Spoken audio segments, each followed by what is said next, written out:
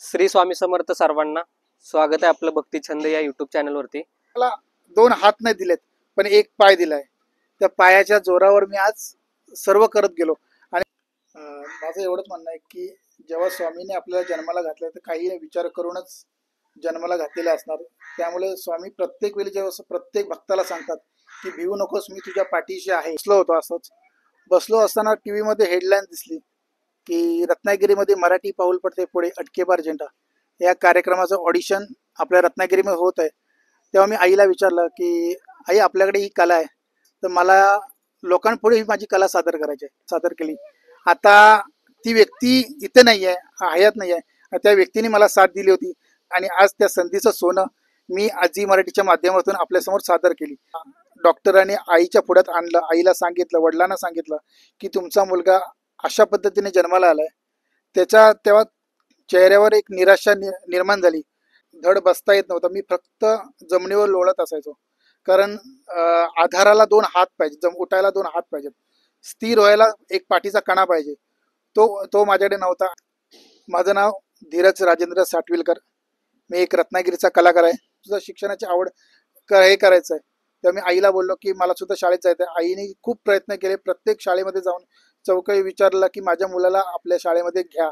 तेव्हा प्रत्येक शाळेतून नकार येत होता की अशा मुलाला जर आमच्या शाळेमध्ये घेतलं तर या मुलाचं संगोपन कसं होईल, इतर मुलं कशी रिॲक्ट होतील. या उद्देशाने काही शिक्षक अथवा जे प्राचार्य असतात काही ते निराश होत होते आणि आईला त्याचं वाईट वाटत होतं.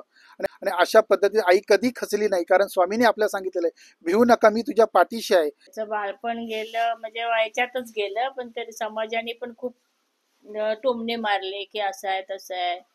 पण आमची जिद्द होती आमच्या घरात, म्हणजे त्याच्या बाबांची, आमच्या म्हणजे सगळ्यांची जिद्द होती की ह्याला काहीतरी घडवून दाखवायचं. नवरात्र उत्सव असतो. या नवरात्र उत्सवामध्ये आईने देवीला साकडं घातलं होतं की माझा जेव्हा मुलगा येईल तो तुझ्या चरणाशी दोन पायावर चालतच येईल. आम्ही अनेक ठिकाणी मोठमोठ्या व्यक्तींकडे गेलो की माझ्या मुलासाठी असं असं करायचं, पाय बसवायचं. पण प्रत्येक जण आश्वासन देत होता आणि नकार देत होता. प्रयत्न केलेले आहेत पण त्या प्रयत्नांना कधी यश येईल हे आपण सांगता आपल्या हातात नाही आहे, ते त्यांच्या हातात असतं. पण संघर्ष करत राहणं, कष्ट करत राहणं हे आपल्या हातात आहे. म्हणजे मी अनेक प्रयत्न केले होते. जॉबसाठी प्रयत्न केला होता पण ते होत नव्हतं.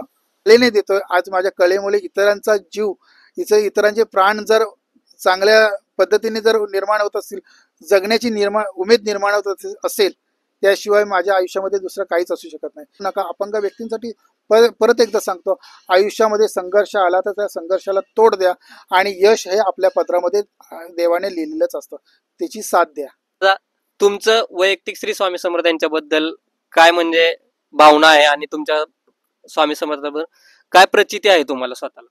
आणि एके दिवशी असाच एक प्रसंग घडला होता की जेव्हा माझे पूर्वूट पाय नव्हता लावलेला तेव्हा मला एक दुसरा पाय लावण्याची डॉक्टरांनी सांगितलं होतं. तेव्हा डॉक्टरांनी सांगितलं होतं की हा माझा लावलेला दुसरा जो नॉर्मल पाय आहे तो तुला काढावा लागेल, कट करावा लागेल. तेव्हा स्वामींनी मला सांगितलं नाही होतं, जो मी तुला जन्म दिलाय त्या जन्मातच तुझं भविष्य घडलेलं आहे. हे स्वतःच्या अवयवाशी तोडातोड कधीच करू नको. यश हे तुला नक्की देईल. स्वामी तुझ्या बरोबर नक्की आहेत. त्यामुळे जसं तुला दिलं याच्यावर तू चालत जा पुढे. आणि आज त्या स्वामींच्या आशीर्वादामुळे मला स्वतःचा पाय, नॉर्मल पाय न काढता न तोडता स्वामींनी मला एक साधा सोपा एक चांगला पाय माझ्या आयुष्यामध्ये दिला आणि आज त्या दोन पायावर मी पुढे चालतोय. ही स्वामींची कृपा. तर जेव्हा लहानपण होतं दादांचं किंवा जेव्हा दादांकडे काय नव्हतं तेव्हा लोक टोमणं मारायचे. आता तीच लोक दादांबरोबर येऊन सेल्फी काढतात आहेत. त्यांना नको डगमगू, देतील साथ. ते स्वामी साथ देत आहेत त्याला. नक्कीच. तर जसं आईचा पाठिंबा जो असतो तो जगात दुसरं कुणीही देऊ शकत नाही. आणि आईचे जे शब्द असतात ते 1000 निगेटिव्ह शब्दांना आईचा एक पॉझिटिव्ह शब्द मारतो. तर आपल्या स्वामी भक्तांसाठी एक तुम्ही चित्र किंवा रांगोळी काढू शकता का? नक्कीच. ओके, तर स्वामी भक्तांसाठी एक रांगोळी सुंदर अशी काढतील किंवा चित्र काढतील दादा.